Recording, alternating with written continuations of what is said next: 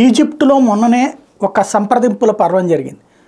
Hamas తీవ్రవాద నాయకులతో చర్చలకు సంబంధించి మొసాద్ అంతకుముందు చర్చలు జరిపింది.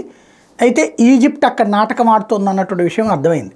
ఈజిప్టు ఖతారు కలిసి ఒకేసారి బందీల విడుదల కాకుండా దశల వారీగా క్రిందసారి కూడా 5-10 మంది చొప్పున బందీలను విడుదల చేయడం, తద్వారా అక్కడ హమాస్ ఆధిపత్యం ఆ రోజున ఏమన్నారు, అదిగో చూసారా మేము గెలిచామని హమాస్ వాళ్ళు సంబరాలు పండగలు చేసుకున్నారు.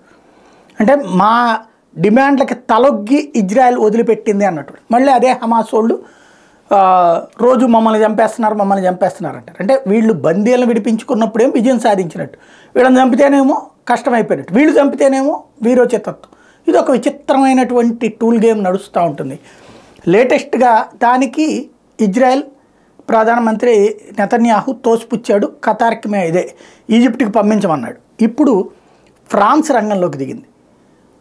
అంతర్జాతీయంగా ఇటు ఈజిప్ట్ని పక్కన పెట్టేసి ఖతార్కి సంబంధించినటువంటి గూఢచర్య విభాగం, అలాగే ఫ్రాన్స్కి సంబంధించిన గూఢచర్య విభాగం, ఇటు పక్కన మొసాద్ ఇజ్రాయెల్కి సంబంధించినటువంటి గూఢచర్య విభాగం, వీళ్ళందరూ కూడా కలవబోతూ ఉన్నారు. తాజాగా చూస్తే వీళ్ళతో పాటు సిఐఏ కూడా కీలకమైనటువంటి పాత్ర పోషించబోతుంది. వీళ్ళందరూ కలిసి చర్చించబోతున్నారు రాబోయే రోజుల్లో జరగబోయే పరిణామాలు.